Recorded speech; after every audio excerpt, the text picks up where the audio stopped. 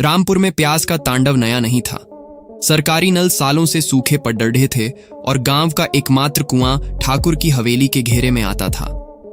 ठाकुर का मानना था कि उस कुएं के पानी पर सिर्फ उसका और उसकी बिरादरी का हक है। गांव के गरीब मजदूर और किसान अपनी प्यास बुझाने के लिए 3 मील दूर जोहड़ का गंदा पानी पीने को मजबूर थे। वह काली दोपहर मई की चिलचिलाती धूप में पारा 45 डिग्री पार कर चुका था। गांव की एक बूढ़ी औरत जिसकी पोती प्यास से तड़प रही थी, हिम्मत जुटाकर ठाकुर के कुएं पर पहुंच गई। जैसे ही उसने अपनी बाल्टी कुएं में डाली, ठाकुर के लठैतों ने उसे पकड़ लिया। ठाकुर भानु प्रताप अपनी ऊंची कुर्सी पर बैठकर मूंछों को ताव देते हुए बोला, शर्म नहीं आती बुढ़िया? हमारी परछाई भी इस पानी को अपवित्र कर देती और तूने तो इसमें बाल्टी डाल दी। ठाकुर के इशारे पर उसके गुंडों ने उस बूढ़ी औरत का घड़ा फोड़ दिया और उसे धक्के मारकर बाहर निकाल दिया। पूरे गांव ने यह मंजर देखा, लेकिन किसी में इतनी हिम्मत नहीं थी कि ठाकुर के खिलाफ आवाज उठा सके। ठाकुर का खौफ पुलिस से भी ऊपर था, क्योंकि शहर के बड्ढे नेताओं का हाथ उसके सिर पर था। नए कलेक्टर का आगमन अगले ही दिन गांव में खबर फैली कि जिले की नई डीएम शिवानी गांव के दौरे पर आ रही हैं। लोगों के मन में थोड़ी उम्मीद जागी, लेकिन पुराने अनुभवों ने उन्हें चुप रहने पर मजबूर कर दिया। सबको लगा कि बाकी अफसरों की तरह शिवानी भी ठाकुर के घर चाय पिएगी, लिफाफा लेगी और चली जाएगी।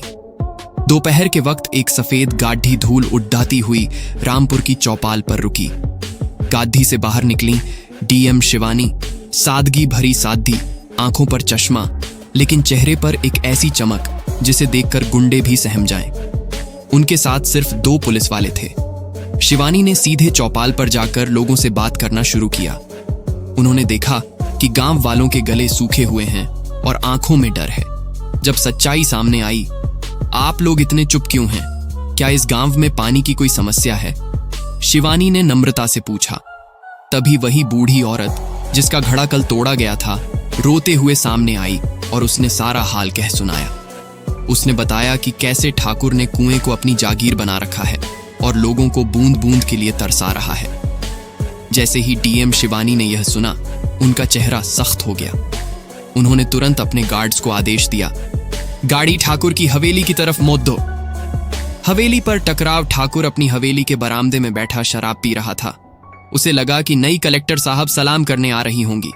उसने अपनी कुर्सी से उठने की जहमत भी नहीं की। आइए मैडम, सुना है आप बड़ी सख्त मिजाज हैं, बैठिए, ठंडा मंगवाते हैं, ठाकुर ने अकद्दास कर कहा। शिवानी ने उसकी कुर्सी की तरफ देखा भी नहीं। वह सीधे उस कुएं के पास गईं और देखा कि उस पर बद्धा सा ताला लटका हुआ था। उन्होंने पलटकर ठाकुर की आंखों में आंखें डालकर कहा, ठाकुर भानु प्रताप, यह कुआं सरकारी जमीन पर है। इस पर ताला लगाने की हिम्मत तुम्हारी कैसे हुई? ठाकुर हंसा, मैडम, ये नियम कानून शहर में चलते हैं।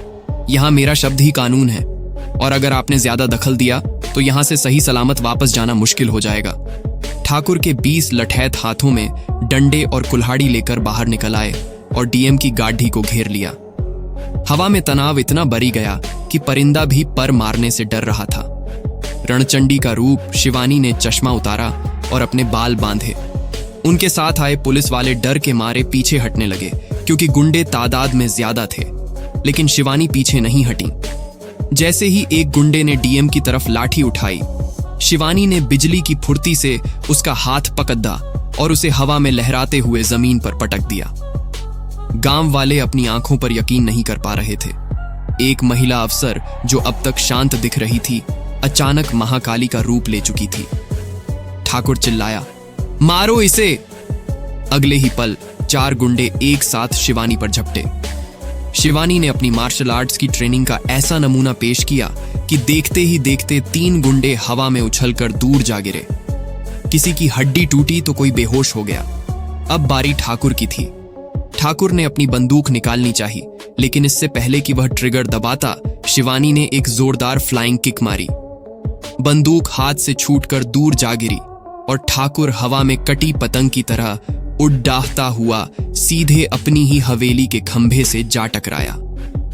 पूरे गांव में सन्नाटा छा गया।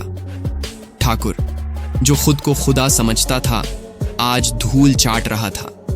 ठाकुर भानु प्रताप सिंह जमीन पर पड़े डिधा कराह रहा था। उसकी मूंछें धूल में सनी थीं और आंखों में वह खौफ था जो उसने आज तक दूसरों की आंखों में देखा था। गांव वाले जो अब तक घरों की खिड़कियों और दीवारों के पीछे से देख रहे थे, धीरे धीरे बाहर निकलने लगे।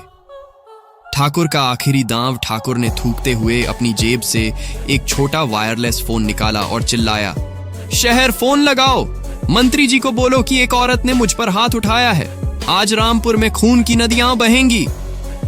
उसके बचे हुए 10-12 खास लठैत, जिन्हें अपनी ताकत पर बद्धा गुमान था, अब तलवारें और देसी कट्टे लेकर बाहर निकल आए। उन्हें लगा कि डीएम अकेली है और पुलिस वाले तो पहले ही सहमे हुए थे। शिवानी के चेहरे पर डर की एक शिकन तक नहीं थी। उन्होंने अपने गार्ड की तरफ देखा और कहा, वर्दी उतार दो अगर इस गुंडे से डर लग रहा है। आज कानून कलम से नहीं, लात घूंसों से लिखा जाएगा। हवा में उड़ता ठाकुर जैसे ही लठैत आगे बढ़े, शिवानी ने एक ऊंची छलांग लगाई और ठाकुर के सबसे तगद्दे पहलवान के सीने पर दोनों पैर दे मारे। वह आदमी 10 फुट पीछे जाकर गिरा। इसके बाद शुरू हुआ मौत का तांडव, लेकिन यह मौत गुंडागर्दी की थी। शिवानी ने एक हाथ से तलवार छीनी और उसे बीच से मौद्दा कर फेंक दिया। ठाकुर अपनी जान बचाकर हवेली के अंदर भागने लगा। शिवानी उसके पीछे दौड़ी। हवेली के आंगन में ठाकुर ने एक भारी गदा उठाई और शिवानी पर हमला किया। शिवानी ने बड्ढी फुर्ती से खुद को बचाया और ठाकुर की कॉलर पकड़ उसे हवा में उठा लिया। भानु प्रताप, तूने प्यासों को पानी नहीं दिया, अब तू खून के आंसू रोएगा, कहकर शिवानी ने उसे हवा में गोल गोल घुमाया और हवेली के बीचों बीच लगे उसी खंभे पर दे मारा जहां वह अक्सर बैठकर लोगों को सजा सुनाता था। गांव वालों का उदय ठाकुर को पिटता देख गांव वालों के अंदर का दबा हुआ गुस्सा फूट पड़ा। सालों का अपमान, वह प्यास, वह भूख और वह डर सब एक साथ ज्वालामुखी बनकर फट पड़े। एक नौजवान चिल्लाया, मारो इन भेड़ियों को, हमारी कलेक्टर साहिबा अकेले लड्डी एच रही हैं, क्या हम तमाशा देखेंगे? देखते ही देखते पूरे गांव ने ठाकुर के लठैतों को घेर लिया। औरतों ने हाथ में जादू और सूप ले लिए, आदमियों ने कुल्हादियां उठा ली। जो गुंडे अब तक शेर बने फिरते थे, वे अपनी जान की भीख मांगने लगे। शिवानी ने भीद्दा को रोका और कहा, इन्हें मारना नहीं है, इन्हें कानून के हवाले करना है, लेकिन इस ठाकुर का हिसाब मैं खुद करूंगी। कुएं का ताला और नया सवेरा शिवानी ने ठाकुर को घसीटते हुए कुएं के पास लाया। उसकी चाबियां उसके कमरबंद से खींची और भारी भरकम ताला खोलकर फेंक दिया। ताले के टूटने की आवाज पूरे गांव में गूंज उठी। यह सिर्फ एक ताला नहीं टूटा था, बल्कि रामपुर की गुलामी की जंजीरें टूटी थीं। शिवानी ने खुद बाल्टी कुएं में डाली और पानी खींच कर निकाला। पहला गिलास उन्होंने उसी बूढ़ी औरत को पिलाया जिसका घड़ा ठाकुर ने तोड़ा था। बूढ़ी औरत की आंखों से आंसू बहने लगे। उसने शिवानी के सिर पर हाथ रखकर आशीर्वाद दिया। तभी शहर से पुलिस की बड्ढी टुकधी और मंत्री का फोन आया। शिवानी ने फोन उठाया और सीधे कहा, मंत्री जी, ठाकुर भानु प्रताप पर हत्या की कोशिश, डकैती और सरकारी काम में बाधा डालने के जुर्म में केस दर्ज हो चुका है। अगर आप बीच में आए तो अगली बारी आपकी है। मंत्री की बोलती बंद हो गई।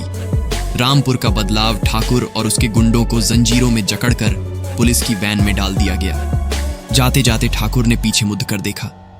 वही लोग जो कल तक उसके जूतों की धूल थे, आज सिर उठाकर उसे देख रहे थे। शिवानी ने उसी दिन गांव में एक नई वाटर पाइपलाइन और स्कूल का शिलान्यास किया। उन्होंने जाते जाते गांव वालों से एक ही बात कही, ताकत किसी की जागीर नहीं होती। जिस दिन तुम डरना छोड़ दोगे, उस दिन कोई ठाकुर तुम पर राज नहीं कर पाएगा। आज रामपुर में पानी की कमी नहीं है। गांव के बीचों बीच डीएम शिवानी की एक छोटी सी प्रतिमा लगी है, जो हर किसी को याद दिलाती है कि जब अन्याय हद से बढ़ जाता है तो कोई ना कोई शिवानी बनकर उसका अंत करने जरूर आता है।